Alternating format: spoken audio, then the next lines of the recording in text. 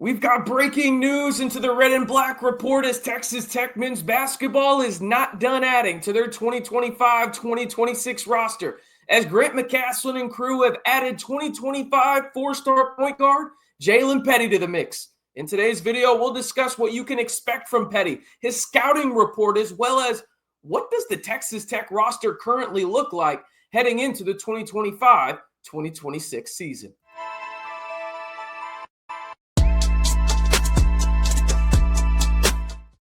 Hey, how's it going, everybody? Welcome in to the Red and Black Report, the largest group of Texas Tech fans on YouTube. I am your host, RC Maxfield, and Texas Tech just continues to add talent to their Texas Tech men's basketball roster. Grant McCasland and crew, they've been methodical with it. It felt like this was going to happen months ago, and I truly mean months ago when it came to Jaylen Petty, and we'll lay that out here in a minute. But if you're excited about Jaylen Petty committing to the Scarlet and Black, all I'm going to ask you to do is simply like the video, because this is a guy that was needed. This was a guy that you had to get, or at least someone like him. And I love the skill set, and I talked about it here just a second ago. We'll go over his scouting report in a minute. But this was a guy, when you look at the Texas Tech roster and how it currently stood right now, there was really only one guard that had any kind of experience being a primary ball handler at the collegiate level on this roster. You had to go get another guard that you felt at least good about, right? Because obviously Jaylen Petty does not have experience being a primary ball handler at the college level.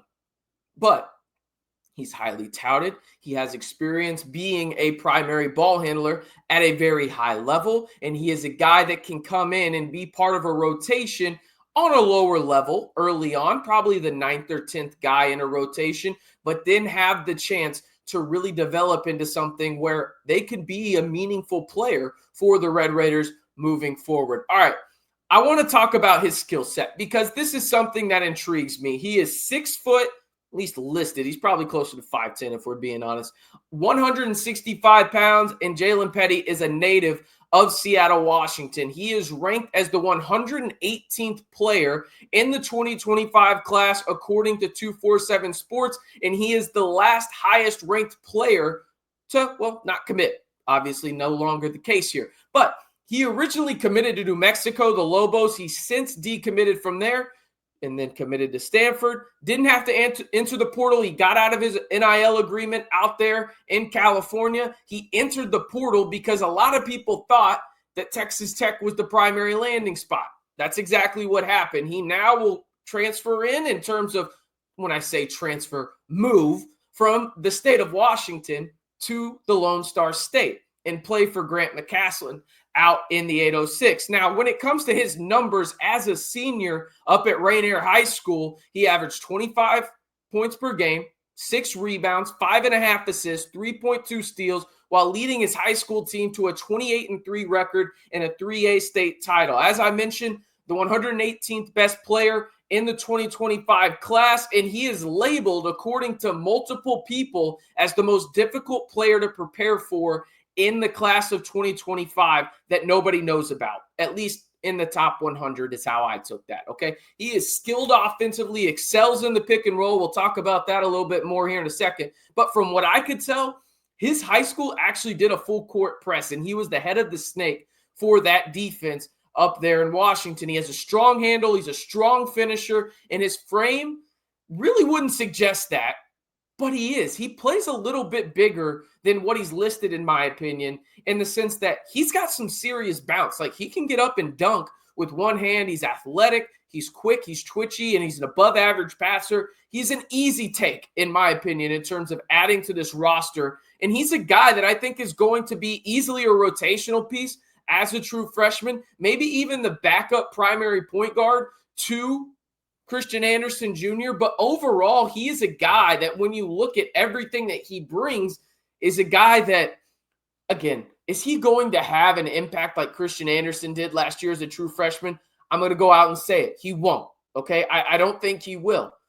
But he is a guy that will come in early on in non-con, play some minutes, probably 5 to 10, then a little bit more as non-con progresses, and try to get his feet wet. That way he's ready to go to have at least a limited role when you go in to play the Big 12 conference slate. And then by the end of Big 12 play, going into the NCAA tournament, I would suspect that he's probably averaging in the neighborhood of 10, 12, 15 minutes per game, right? If everything goes right. That doesn't mean everything's going to go right, people. Christian Anderson is the anomaly in this situation. So if you have the expectations that Jaylen Petty is going to be Christian Anderson, you probably need to keep those in check, because that's not the case here. That does not mean he's not going to be an impactful rotational guard as a true freshman. And for me, that's pivotal, because when you look at the Texas Tech, really what they have going on from a depth chart perspective in terms of the positions, you had to have Jaylen Petty, okay?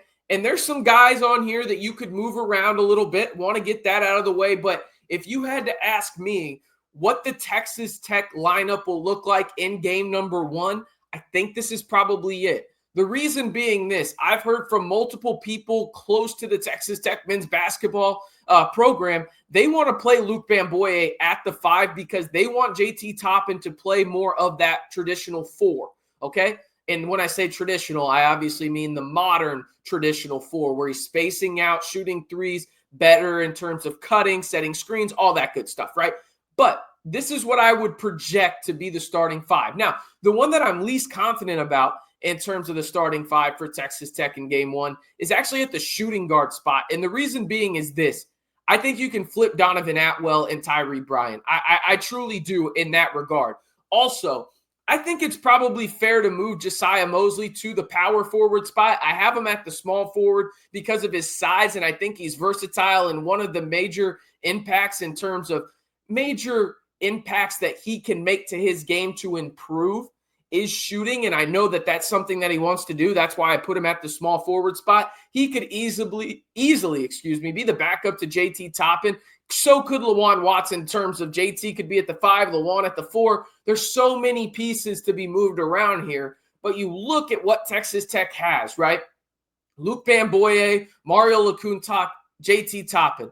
Obviously, I saved the best for last there in the Big 12 Player of the Year, returning. Obviously huge for Texas Tech. That's a really good trio in the front court that you feel good about. You could also add Lawan Watts, Josiah Mosley. If those are your 5 in the front court, you feel really damn good about it from a versatility standpoint, and obviously what they've proven to do, most notably JT Toppin. When it comes to the backcourt, that's where things got interesting to me, because without a Jaylen Petty, I think you were going to really have to go in there and rely on a guy like Nolan Groves, a 0-star recruit. Yes, he did pick up some steam late in his recruitment process in terms of adding offers from Texas Tech, Wisconsin, and Minnesota as well. Like, he had some high-level major offers, but he was a guy that, yes, he did win Minnesota Gatorade Player of the Year, but I don't know if you would want him to be that backup point guard for you. Now you feel good in terms of options. And that's something that you needed if you were Texas Tech, because Christian Anderson Jr. is clearly going to be the lead guard for this team. And him and JT Toppin, it would not shock me at all if they're all Big 12 first-teamers after the 2025-2026 campaign. But you needed options in terms of taking that load off of Christian Anderson, in the sense of he's not playing 40 minutes a game. Who's going to step in there and be that backup primary ball handler? Now you've got the likes of Jaylen Petty, Nolan Groves. I mentioned he's a 0-star recruit, but there's a lot of talk that this coaching staff really, really likes him. Really, really likes him. So he could potentially play some minutes. Donovan Atwell, could he do that in some stretches? Tyree Bryant, right? Like, you feel good. Even Lawan Watts can do that for some time.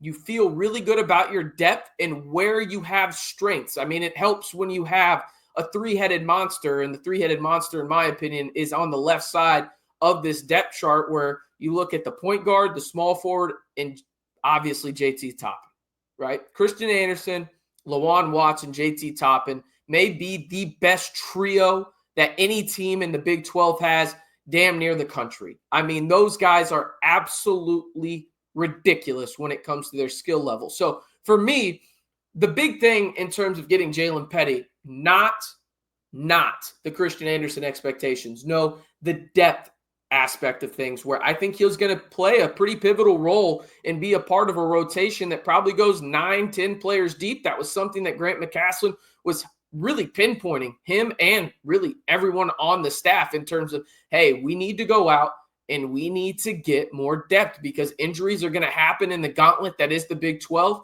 right? So you have to have those depth pieces and guys that are talented enough to play at the Big 12 level. I think Jaylen Petty is. How much will he play? TBD, but I think there's the talent there. And long term, if he does stay at Texas Tech, right, after Christian Anderson leaves, I think you got your starting point guard, if you ask me. But that's going to do it for today's video. Again, the breaking news into Texas Tech men's basketball is the Red Raiders add a very talented 2025 four-star point guard in Washington State, Jaylen Petty, a guy that will probably be a significant piece in the guard rotation in 2025 and 2026 as the Red Raiders hopefully can take that next step and go back to the Final Four for the second time in program history. All right, that's going to do it for today's video here on the Red and Black Report. Appreciate y'all tuning in to RBR. And if you haven't subscribed already, be sure to do so. And hey, like the video if you're excited about basketball season. I mean, I know we're a few months away here, but you got JT Toppin coming back. Christian Anderson Jr. just lit it up in FIFA U19, winning a silver medal for Germany. And now he's a part of the Germany team that's actually going to play, like in terms of the Franz Wagners of the world, the one that Dirk Nowitzki played on back in the day, like the national team. He's on the national team, so that's pretty cool for CA. There's no doubt about it. But if you want to stay in the know on all things Texas Tech men's basketball, football, whether it's in the portal, whether it's in the high school ranks, we've got you covered right here on the largest group of Texas Tech fans on YouTube and the Red and Black Report. All right, I'm RC Maxfield. That's going to do it. You know how I end these videos. As always, stay safe and rep 'em Tech.